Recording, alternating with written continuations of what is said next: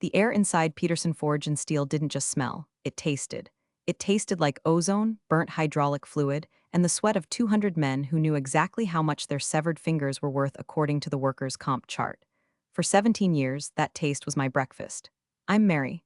My official title was Director of Industrial Safety, but in reality, I was the only thing standing between this rust bucket cathedral of fire and a smoking crater in the state landscape.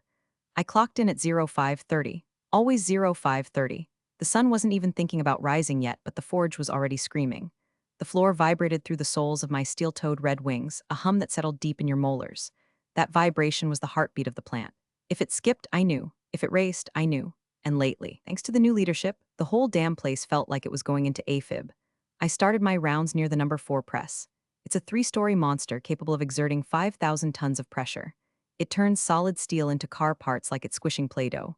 I saw Miller, a shift foreman who looked like he'd been carved out of beef jerky, bypassing a sensor on the safety gate. He had a screwdriver jammed in the latch. "Miller," I barked. My voice isn't loud, but it cuts through the decibels like a diamond drill bit. "You got a death wish, or are you just trying to see how red you can paint the floor today?" Miller jumped, nearly dropping his wrench into the moving die. "Mary, Jesus, we're behind quota. The sensor's finicky. It trips if you sneeze." "It trips so you don't get turned into a meat pancake," I said, walking over and yanking the screwdriver out. The machine ground to a halt. Silence, most expensive sound in a factory, suddenly filled the bay. "Log it, tag it out, fix the sensor. If I see you rig this again, I'm not riding you up. I'm walking you out." He glared at me, wiping grease on his pants. "Hunter ain't gonna like the downtime, Mary. He's already riding my ass about the output metrics." "Hunter can ride whatever he wants," I said, zip-tying a red danger do not operate tag onto the controls. "But he can't ride a press that's covered in your intestines. Fix it." I walked away, feeling his eyes burning a hole in the back of my high-vis vest. That was the mood lately. Tension thick enough to choke a turbine. Do me a solid and smash subscribe. It keeps the lights on better than the wiring in this death trap, and it motivates the team to keep digging up these skeletons. Seriously, just click it. It's safer than anything in this story. I headed up to the catwalks. From up there, the factory floor looked like a circle of hell Dante forgot to write about. Sparks showered down in golden rain from the welders in Bay 2. Forklifts zipped around like angry beetles. It was beautiful in a terrified, industrial way. I loved this place. I respected the danger. You have to. A forge doesn't have morality, it has physics. If you disrespect the physics, you die. It's that simple. But physics wasn't the problem anymore. The problem was sitting in the executive office, probably drinking a green smoothie and looking at spreadsheets he didn't understand. Old man Peterson, the founder, had been a hard ass, but he respected the grit. He knew that safety regulations were written in blood, usually the blood of guys named Stumpy or Lefty from the 1970s. But the old man retired last month. He handed the keys to the kingdom to his son, Hunter. Hunter. Name alone sounded like a punchline.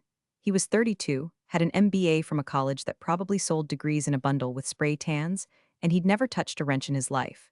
He wore suits that cost more than my car and looked at the workers like they were malfunctioning appliances.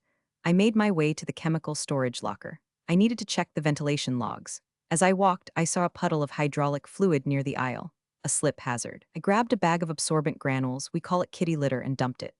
While I was kicking it over the spill, my radio crackled. "Mary, this is security. We got a situation at the main gate." "What kind of situation, Earl? Did the raccoons get into the dumpster again?" "No, ma'am, it's Hunter. He's trying to bring I think it's a photographer. They aren't wearing PPE." I sighed, the sound rattling in my chest like loose gravel. On my way, I marched to the front. There he was, Hunter Peterson. He looked like a stock photo of business success came to life and started doing cocaine. He was standing there with a guy holding a camera the size of a bazooka.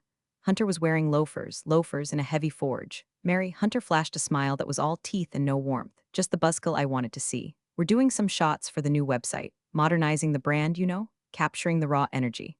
"Hunter," I said, crossing my arms. "He can't be on the floor without steel toes, safety glasses, and a hard hat, and neither can you in those slip-ons."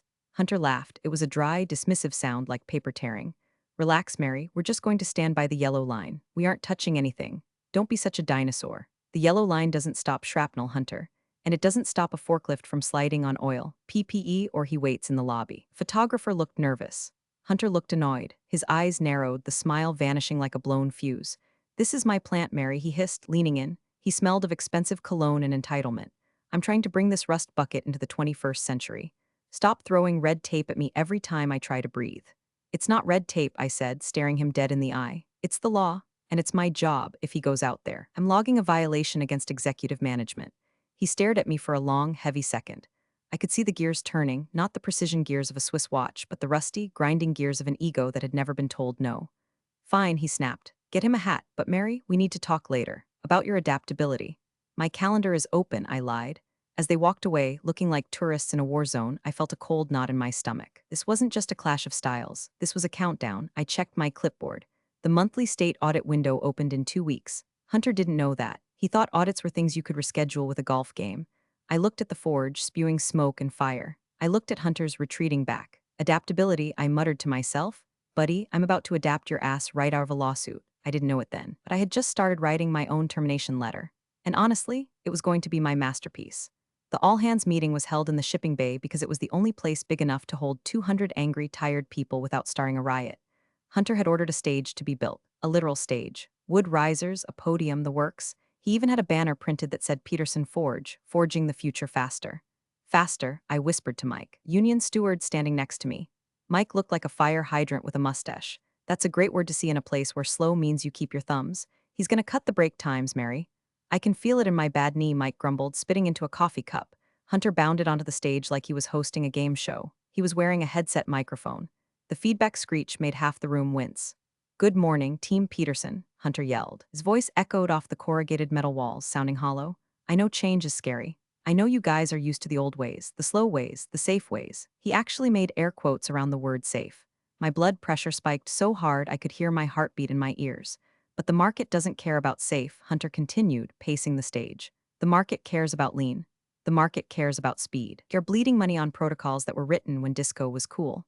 Effective immediately, we are implementing the Velocity Initiative. He clicked a clicker, and a PowerPoint projected onto a bedsheet hung over a forklift. It was a graph with an arrow going up. Groundbreaking stuff. We are streamlining inspections. We are reducing idle time between shifts. And we are installing the new MK Ultra turbine. He laughed at his own joke. Nobody else did. The Titan X7 turbine starts installation tomorrow. And we are going to do it in 3 days, not 3 weeks. A murmur went through the crowd. 3 days to install a high-pressure steam turbine? That wasn't ambitious, that was suicidal. You need concrete to cure. You need alignment calibration. You need vibration testing. Any questions? Hunter asked, daring anyone to speak. I raised my hand. I didn't wait to be called on. 3 days doesn't give the foundation concrete time to cure, Hunter. If you spin a turbine that size on wet concrete, it'll tear itself out of the floor and go through the roof, or through the breakroom wall. Hunter sighed into the mic. It sounded like a massive, amplified deflation. Mary, always the ray of sunshine. We're using a new quickset polymer compound. It's expensive, but it's fast. This is what I mean, guys. You have to stop thinking about why we can't and start thinking about how we will. He looked at me with a pitying smile. Safety is important, Mary, but profit is survival. Don't be the anchor dragging the ship down. The meeting ended with polite, terrified applause. The kind you give a pilot who just announced the landing gear is stuck, but it's probably fine. That afternoon, the contractors for the turbine arrived. They weren't our usual guys. Our usual guys were expensive, union and slow because they were thorough. These guys pulled up in unmarked vans. They looked like they'd been hired from a Craigslist ad that said must own wrench, no questions asked. I walked over to their foreman, a guy with a neck tattoo that said no regrets. I need to see your certs, I said, clipboard ready. Welding certs, crane operator licenses, and your confined space entry permits. The guy laughed. Talk to the boss man, lady. We're on a waiver contract. There's no such thing as a waiver for gravity, I snapped. I stormed up to Hunter's office. His secretary, a nice girl named Brenda who looked like she was constantly on the verge of tears, tried to stop me. Mary, he's on a call with the investors, I pushed past her. Hunter was spinning in his chair, feet on the desk. You hired scabs to install a pressurized bomb in the middle of my plant, I said, slamming my hand on his desk. Hunter didn't flinch. He just held up a finger. Finished his sentence, yeah, tell the agonizingly slow safety board we're ahead of schedule, ciao, and hung up. Mary, he said, staring at his cuticles, you're being dramatic. Those guys are specialists. They're hacks, Hunter. I saw them rigging the crane. They used a frayed strap. If that turbine drops, it's $1 million of damage and probably 2 funerals. Hunter stood up. He wasn't tall, but he stood on his toes when he was angry. Then watch them. That's your job. Isn't it? Babysit. But do not, I repeat, do not stop that work. If that line stops, you're costing me 10 grand an hour. Are you writing a check for 10 grand an hour, Mary? I'm trying to save you from manslaughter charges, I said, my voice dropping to a low growl. Get out, he said, turning his back. Go put on your little hat and count fire extinguishers. Leave the business to the big boys. I walked out. I felt something inside me snap. Not a loud snap. Like a bone, a quiet snap like a tension wire finally giving up the ghost. I went back to my office, a glass box overlooking the floor. I sat down. I didn't cry. I didn't scream. I opened a new folder on my computer. I named it Insurance Policy. Then I opened the email client. I started typing, not to Hunter, to myself. I started logging everything: time, date, conversation, specific violation codes. Okay, big boy, I muttered, watching the scabs struggle to unload the massive turbine casing below. You want to play chicken with a freight train? Let's see who blinks. The air in the office felt stale, recirculated. It smelled like copier toner and impending disaster. I cracked a Diet Coke. It tasted like battery acid. Perfect.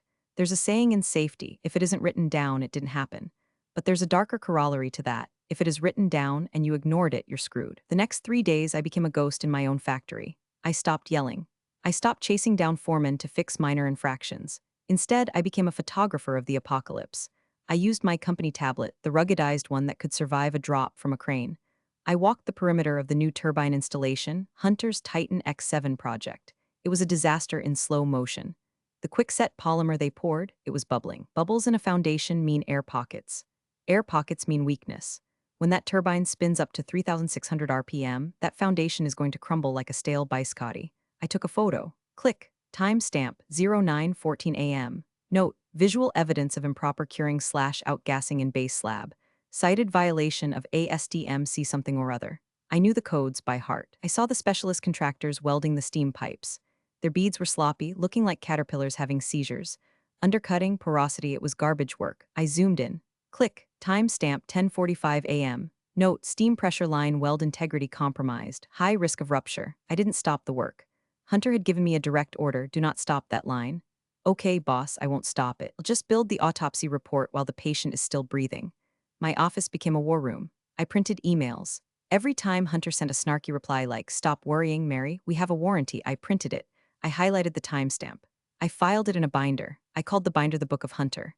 On Tuesday, I was in the break room getting coffee, mud water really, when I saw the company calendar on the bulletin board. Someone, probably Brenda, had pinned up the monthly schedule. There it was, next Thursday, State Safety and Compliance Audit. It was written in red marker. But then someone had taken a black Sharpie and crossed it out, writing rescheduling over it in big, aggressive block letters. I stared at that calendar. You can't just reschedule a state audit because you feel like it. You can ask for an extension, sure, but if you don't get confirmation, they show up. And the state office is notoriously bad at checking their voicemails. I went back to my desk and logged into the state portal. I had a login from my days serving on the regional safety board. I checked the status of our audit. Status: confirmed. Inspector: Reynolds T. Tom Reynolds. I knew Tom. We'd worked together back in the late 90s when he was a rookie inspector and I was cutting my teeth. Tom was a by-the-book guy. He measured guardrails with a laser micrometer. He didn't take bribes and he didn't take bullshit. Hunter hadn't rescheduled anything. He'd probably just told Brenda to call them, and when she got a voicemail, he assumed it was done. I could have told him. I could have walked into his office right then and said, "Hey, the state is coming and they're going to shut us down if that turbine isn't up to code." A month ago, I would have fought to save the plant. But then I looked at my email. A new message from Hunter. Subject: uniform policy. Mary, I noticed you wearing that ragged Carhartt jacket on the floor again. It looks unprofessional. Please switch to the branded polo shirts immediately. We need to project a clean image. I looked down at my jacket. It was stained with grease, singed on one sleeve from a spark 3 years ago and stiff with grime. It was fire retardant. It was armor. The branded polo was 100% polyester. If that caught fire, it would melt into my skin and I'd look like a cheap candle. He wanted me to wear plastic in a foundry so I'd look clean. I closed the email. I didn't reply. I looked back at the portal status. Confirmed. Okay, Tom, I whispered to the screen. Come on down. I'll leave the light on for you. I spent the rest of the day archiving the lockout-tagout logs. I made sure every single one of my inspections was digitized and backed up to a cloud server that Hunter couldn't access. I wasn't just covering my ass, I was plating it in titanium. The plant hummed around me. The new turbine was starting to take shape, a hulking mass of shiny steel sitting on a bed of bubble-filled plastic. It looked impressive. It looked modern. It looked like a bomb. I packed up my bag a little later than usual. As I walked to my truck in the parking lot, I saw Hunter's Tesla plugged into the charging station. He'd had the station installed last week, taking up 2 handicap spots to do it. Nice car, I muttered as soon as I was off company property. Shame about the resale value once this place goes Chapter 11. I drove home, the binder the Book of Hunter sitting on the passenger seat like a silent passenger. I wasn't scared anymore. I was patient. In my line of work, patience is the deadliest weapon there is. Wednesday brought the circus. Hunter had invited a group of angel investors, which turned out to be 3 guys who looked like they owned a vape shop conglomerate and a woman who was scrolling TikTok while walking through a foundry. I was doing a final check on the emergency eyewash stations when I saw them approaching the Titan X7 turbine. The specialist contractors were grinding welds, sending showers of sparks flying 10 feet into the air. The noise was deafening, a high-pitched shriek of metal on metal. Hunter was leading the pack, shouting over the noise. He wasn't wearing hearing protection. Neither were his guests. I intercepted them. I had to, it's reflex. Hunter, I shouted, stepping in front of the group. I held up a box of disposable earplugs and a stack of spare hard hats. You need these. This is a high-noise area, and there's overhead crane movement. Hunter stopped. He looked at his friends, then at me. He rolled his eyes so hard I thought he'd sprain a retina. Guys, this is Mary, he said, shouting to be heard. She's our safety enthusiasts, a bit of a relic from the old regime. The vape shop guys chuckled. One of them, a guy wearing a blazer over a t-shirt, smirked.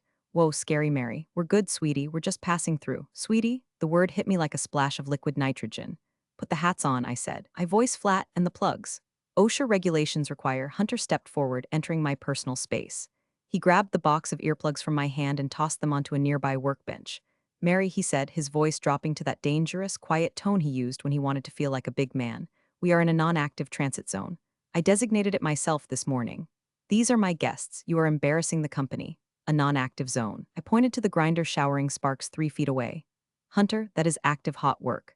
Physics doesn't care about your designations. I care, he snapped. I care about showing these people a modern, frictionless facility. And you are friction. Look at you. You're scaring them. He gestured to my outfit. My coveralls, my grease-stained gloves, my battered hard hat covered in safety stickers. This is what work looks like, Hunter, I said. It's dirty. It's dangerous. And if that crane up there slips a gear, which it might, because you cut the maintenance budget, your friend there in the blazer is going to be wearing a 2-ton engine block as a hat. The woman looked up nervously at the crane. Hunter turned purple. That is enough. Go to your office. Now, do not come out until I tell you. If I see you on this floor again today, you are done. Do you understand? Done. The floor went silent. The workers nearby, Miller, the crane operator, the guys on the press had stopped working. They were watching. They knew. They knew I was the only one giving a damn about whether they went home with all their limbs. I looked at Hunter. I looked at his smug friends. I realized something in that moment. I couldn't save them, not like this. As long as I was here, acting as a buffer, Hunter felt safe. He felt he could push the limits because Mary would catch it. I was his safety net. He was using me to perform acrobatics over a pit of spikes. To save the plant, I had to remove the net. Understood, I said. I didn't yell. I didn't argue. I just adjusted my hard hat. Good, Hunter sneered. Go push some paper. I walked away. I felt the eyes of the crew on me. I saw Miller give me a subtle nod, a look of grim solidarity. He knew. I went back to my office. My hands weren't shaking. They were steady as stone. I sat down at my desk and pulled up the schematics for the Titan X7 one last time. I checked the vibration damper specs. Hunter had ordered the Type B dampers. They were rated for 2,000 RPM. The turbine ran at 3,600. It wasn't a question of if it would fail. It was a question of when. I picked up the phone and dialed the external engineering firm that validated our specs, the one Hunter had fired last week to save money. I got the voicemail of the lead engineer. Hey Jim, it's Mary at Peterson Forge. Just wanted to confirm for my records that you did advise against the Type B dampers. Yeah, I thought so, thanks. I hung up. I added that note to the log. Then I saw the email draft I'd been working on for days. The resignation. It was sitting there, blinking. To Hunter Peterson, Board of Directors CC, Legal, HR. I hovered over the send button. But not yet. I needed one more thing. I needed to give him the rope. I printed out the non-active zone designation Hunter had just invented. I stamped it rejected by safety director. I signed it. I scanned it. I was building a coffin for his career, nail by nail. And the best part, he was handing me the hammer. Thursday morning. The day before the rescheduled audit that wasn't rescheduled. I was in my office, drinking coffee that tasted like despair, when the door banged open. It didn't open, it exploded inward. Hunter stood there, holding a stack of binders. My binders. The standard operating procedures, SOPs I had written, refined, and enforced for nearly 2 decades. He dropped them on my desk, thud. Dust motes danced in the morning light. We're going lean, Hunter announced, breathless. He looked manic. I was up all night reading these. Do you know how much redundancy is in here? Wait 3 minutes for pressure equalization. 2-man verification for valve opening? It's bloat, Mary. It's corporate cholesterol. He tapped the stack with a manicured finger. I'm tossing these. We're implementing a digital, streamlined checklist. 1 page, fast, efficient. I looked at the binders. Those pages were stained with sweat. Some had notes in the margins from when old man Peterson, and I figured out how to keep the boiler from overheating in the summer of '08. Those regulations are written in blood, Hunter, said, my voice barely a whisper. That 3-minute wait? That's because in 1998, a guy named Steve opened a valve too fast and the steam took the skin off his face. That bloat is why you still have a workforce. Ancient history, Hunter yelled, we have sensors now, we have automation. You are clinging to the past because it makes you feel important. You're a hall monitor in a billion-dollar industry. He leaned over the desk, his face inches from mine. You're obsolete. Mary, and honestly, I'm tired of fighting you. You're fired. The words hung in the air. You're fired. I expected to feel panic. I expected to feel anger, but I didn't. I felt relief. It was like dropping a heavy rucksack after a 50-mile march. Fired, I repeated. Effective immediately, Hunter said, straightening his tie. Pack your box. Leave the keys. Security will escort you out. I stood up slowly. I reached into my pocket and pulled out the master ring. It was heavy. Janitor-style ring with 30 keys. Keys to the high-voltage cages, the chemical lockers, the lockout padlocks, the main gate overrides. I looked at the keys, then I looked at Hunter. You know what these open? I asked. Doors, he scoffed. Give them here. They open the cages that keep the voltage from arcing, I said, sliding the ring off my belt loop. They open the valves that flood the suppression system. They aren't keys to the building, Hunter. They're the keys to the beast. I dropped them on the desk. They hit with a heavy metallic clatter. Clang, it's your beast now, I said. Hunter snatched them up like a trophy. About time. Now get out. I have a turbine to spin up. I grabbed my purse. I grabbed my personal coat, the Carhartt he hated. I didn't touch the binders. I didn't touch the computer. You might want to check the calendar, Hunter, I said as I walked to the door. I know my schedule, he shouted at my back. I stopped at the door frame. Look back at my office, the view of the floor, the sparks, the guys. I saw Miller down below looking up. He saw me without my hard hat. He saw the box in my hand. I grabbed a small box of personal photos. He stopped moving. He took his own hard hat off and held it against his chest. A silent salute. I nodded to him. Stay safe, brother, I thought, because Daddy's home and he's drunk on power. Goodbye, Hunter, I said. Yeah, close the door, he muttered. Already texting? I closed the door. I walked down the hall. I didn't take the elevator. I took the stairs. One step for every year I'd wasted saving this ungrateful little prick from himself. I reached the lobby. Brenda was crying. Mary, I heard. I can't believe. It's okay, Brenda, I said, patting her shoulder. Do me a favor. Take your lunch break early today, like. In an hour, go to the park. Stay there for a while. She looked confused but nodded. Okay, Mary. I walked out the front doors. The air was cold and gray. It smelled of impending snow. I walked to my truck. I sat in the driver's seat. I didn't start the engine yet. I pulled out my phone. I opened the email app. The draft was still there. The one with the attachments, the photos of the bubbles, the logs of the ignored warnings, the non-active zone rejection. I added one more recipient to the CC line. Reynolds, T. State Department of Occupational Safety and Health. Subject, formal resignation and notification of imminent hazard. I hit send, then I started the truck. I didn't go home. I drove 3 miles down the road to Sally's Diner, the greasy spoon where all the inspectors grabbed lunch. I ordered a black coffee and a slice of pie. I checked my watch. 10:15 a.m. Reynolds usually hit the road by 9 o'clock. He'd be arriving right about now. The diner was empty except for a trucker nursing a hangover and a waitress named Deb who had been smoking the same brand as me since the Reagan administration. You're early, hun, Deb said, pouring coffee into a mug that was chipped on the rim. Plant blow up? Not yet, I said, taking a sip. The coffee was hot, bitter, and perfect, but give it an hour. I stared at my phone. The sent timestamp was 10:18 a.m. That email was a work of art. It wasn't emotional. It wasn't a rant. It was cold, hard data. Attachment A, photo of compromised foundation. Attachment B, audio recording of CEO overriding safety stop. Attachment C, log of disabled sensors on press #4. Attachment D, lack of certified safety officer on premises effective 10:15 a.m. That last one was the kicker. By law, facility of Peterson's size operating high-pressure steam and heavy forgery must have a certified OSHA-competent person on the floor during active shifts. Hunter didn't know that law. He thought safety director was just a title I made up to feel special. He didn't know it was a license requirement for his insurance. My phone buzzed, a text from Miller. Miller, he's running around like a headless chicken, trying to figure out which key opens the executive bathroom. You really gone? I typed back. Gone. Keep your head down, Mike. Don't sign anything. I looked out the window. The sky was getting darker. A storm was coming. Fitting. I imagined the scene back at the plant. Hunter probably thought he had won. He was probably standing on that catwalk, looking down at his kingdom, thinking about how much money he was going to save on red tape. He was probably telling the scabs to speed up the welding. He had no idea that I hadn't just left. I had pulled the pin on a grenade and handed it to him, telling him it was a paperweight. I took a bite of cherry pie. It tasted like high fructose corn syrup in victory. My phone buzzed again. This time an email notification. Automated reply from the state board. Receipt acknowledged. Case #4992B has been updated.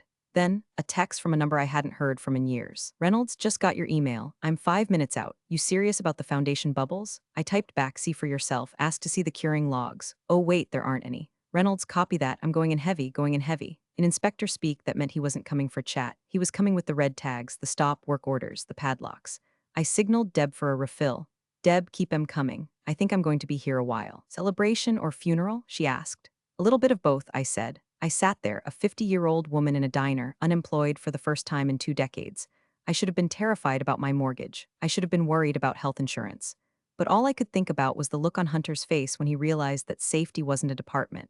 It was the only reason he still had a business. I checked the time. 10:45 a.m. Reynolds was walking through the gate right now. I didn't need to be there to see it. I could see it in my head, clear as 4K video. 10:50 a.m. Reynolds would park his state-issued Ford Explorer right in the fire lane because he could. He'd put on his hard hat, white battered with the state seal on the front. He'd grab his clipboard and his lockout kit. My phone vibrated on the table. It was Miller again. He was my eyes and ears. Miller, holy SHT. State cops just pulled in, and a guy who looks like a pissed-off bulldog. I smiled. That was Reynolds, and he brought backup. He must have read the part of my email about the hostile management environment. Smart man, me, that's Reynolds. Do exactly what he says. Miller, he's at the front desk. Brenda looks like she's gonna faint. Hunter isn't answering his page. I chuckled. Hunter was probably in the bathroom, finally figuring out which key worked, or screaming at a vendor on his cell. I closed my eyes and pictured the lobby. Reynolds leaning over the counter. I'm here for the audit, and to investigate a report of imminent danger. Where's the safety director? She left, Brenda would stammer. Left for the day? No, fired, about an hour ago. That was the kill shot. Miller, he's walking onto the floor. He just cut the lock on the side gate with bolt cutters. He ain't waiting for a badge. Classic Reynolds. If you don't let him in, he assumes you're hiding bodies. Miller, he's at the turbine. He's yelling at the scabs. He just kicked the welder's power supply plug out of the wall. I laughed out loud. Deb looked at me concernedly. You okay, hun? I'm fantastic, Deb, just fantastic. Miller, Hunter just ran out of his office. He's red as a beet. He's screaming at the bulldog. This was it. The confrontation. The collision of the unstoppable force, Reynolds, and the immovable idiot, Hunter. Miller, Hunter is telling him to get off private property. He poked the bulldog in the chest. Oh my God, you never touch an inspector, ever. That's assault on a state official. That turns a fine into a felony. Miller, cops are moving in. Hunter is backing up. He looks scared, Mary. He's looking around for you. Of course he was. He wanted Mommy to come fix it. He wanted me to smooth talk the inspector, show the logs, explain the mitigation strategies. But Mommy was eating cherry pie 3 miles away. Miller, Bulldog is putting a red tag on the main breaker, the whole plant. He's shutting it down, Mary.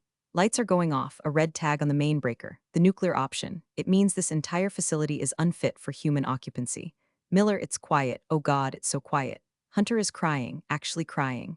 I let out a breath I didn't know I was holding. The silence in the plant meant the danger was over. The turbine wouldn't spin, the foundation wouldn't crack, the steam wouldn't blow. I had saved them. I had saved Miller and the scabs and even Hunter's stupid, ungrateful life. And I did it by getting fired. Me, tell the boys to go home, Mike. You'll get paid for the day. Union rules on a safety shutdown. Miller, you're a legend, Mary. We're coming to Sally's. First round is on me. I put the phone down. I watched a state trooper car speed past the diner window, lights flashing, heading toward the plant. Deb, I said, you might want to put another pot on. We're about to have a rush. 10 minutes later, the first truck started pulling into Sally's lot. It was like a convoy of liberation. Guys in dirty coveralls, hard hats under their arms, grinning like school kids on a snow day. Miller walked in first. He spotted me in the booth and threw his arms up. The Queen in the North, he bellowed. The diner erupted. Guys were clapping, hooting, shaking my hand. It was the retirement party Hunter never would have given me. Miller slid into the booth opposite me. He looked shaken but happy. You missed it, Mary. It was beautiful. Reynolds tore him a new one. I mean, verbally eviscerated him. Did he cite the foundation? I asked, stealing a fry from Miller's plate. He cited the foundation, the welds, the lack of Lodo logs, the lack of you. And get this. He cited Hunter for interference with a safety official. That's why the cops were there. Did they arrest him? Cited and released, but he has to appear in court. But the plant? Locked up tight, chains on the gates. Reynolds said nobody goes back inside until a certified safety director signs off on a remediation plan, and since we don't have a safety director, Hunter is screwed. I finished. My phone started ringing. It wasn't a text this time, it was a call. Caller ID, Peterson Forge exec office. I let it ring. Not answering? Miller asked, grinning. Let him leave a voicemail. It stopped. Then it rang again immediately. Caller ID, Hunter Peterson's cell. I declined the call, then a new number. A 212 area code. New York, that's the board, I said. The private equity vampires. I answered that one. Mary speaking. Mary, this is Marcus Thorne, chairman of the board. We have a situation. I'm aware, Mr. Thorne. I believe the technical term is a level 1 safety shutdown. Yes. Look, Mary, we've spoken to Hunter. He seems to think this is a misunderstanding. He says you walked off the job without notice. Mr. Thorne, I said, my voice steady. I have a time-stamped email from 10:15 a.m. where Hunter fired me for refusing to ignore safety violations. I also have the audio of him ordering me to ignore the audit. Do you like me to forward that to your legal department? Or should I just send it to the Cleveland Plain dealer? Silence on the other end. Long, heavy silence. No, Thorne said, his voice dropping an octave. That won't be necessary. Mary, we need the plant open. Every hour we are down costs us $50,000. We need you to come back, talk to the inspector. Smooth this over. I can't do that, Marcus. I'm not an employee. I'm just a lady eating cherry pie. We'll reinstate you with a raise, 10%. I looked around the diner, at Miller, at the young guys who still had all their fingers because I yelled at them. No, I said, 20% and a bonus. Marcus, I said, the turbine foundation is bad. The whole thing needs to be ripped out and repoured. That's a 2-week job, minimum. Hunter wanted it done in 3 days. I won't sign off on that. I won't put my name on a death trap. We will fire Hunter, Thorne said. Words came out fast like he was ejecting ballast from a sinking balloon. We will remove him, effective immediately. We'll put an interim director in. We'll do the remediation. We'll do it your way. Just please come back and talk to Reynolds. He says he won't talk to anyone but you. I smiled. Good old Tom Reynolds, loyal to the end. I'll think about it, I said. I'm going to finish my pie first. Call me in an hour. I hung up. Miller was staring at me. Mouth open? Did you just hang up on the chairman? He interrupted my lunch, I said. I didn't go back in an hour. I went back the next morning. I drove my truck up to the main gate. The chains were still there. A state trooper was sitting in his car, reading a newspaper. When he saw me, he waved. He knew who I was. Everyone knew who I was now. I parked in the executive spot, the one with the Tesla Charger. My truck didn't fit, so I took up 2 spots. Reynolds was waiting for me by the front door. He looked tired but smug. Took you long enough, he said, shaking my hand. Pie was that good? Best pie of my life, Tom. Well, you got a mess inside, but the foundation is the worst of it. We drilled core samples. It was like Swiss cheese if they'd fired that up. I know, I said. The board sent a letter, Reynolds said, handing me a thick envelope. They want to settle the fines, and they want to reinstate your license authority. Condition is you oversee the teardown. We walked inside. The lobby was quiet. Brenda was there, looking relieved. He's gone, she whispered. Security escorted him out last night. He was crying about his stock options. I walked onto the floor. It was dead silent, but it was a good silence. It was the silence of a patient in recovery, not a corpse. I climbed the stairs to the catwalk. I looked down at the Titan X7. It was surrounded by yellow tape. Monument to stupidity. My phone buzzed. It was an email from Marcus Thorne. Subject, contract offer Mary, see attached, Director of Operations and Safety. Full autonomy, name your salary, just get us open, Director of Operations, not just safety. That meant I ran the floor. I ran the schedule. I ran the budget. I looked down at Miller, who had snuck in to help clean up. He gave me a thumbs up. I hit reply. Attached, consulting fee schedule. My rate is triple for remediation work. Also, I want a budget for new PPE for the entire floor, and the Tesla Charger gets ripped out and replaced with a smoking shed. I hit send. They accepted within 3 minutes. It took 3 weeks to jackhammer that turbine out of the floor. It took another month to pour the concrete right. We missed the quarterly targets. We lost millions in potential revenue. But nobody died. Nobody lost a finger. And on the day we finally fired up the Titan X7, properly, safely, with 0 vibration, the sound was perfect. It was a low, steady hum. I stood on the catwalk, listening to it. Yeah, I was inside, but I was the Director of Operations now. I'd write myself a warning later. Hunter was gone, probably ruining some crypto startup by now. The red tape he hated so much, it was the only thing holding the world together. Safety first, I whispered. Then I went back to work. Big thanks for watching, you sneaky seniors. Subscribe to keep the coffee pot brewing revenge. Your ex-colleagues won't know what hit him.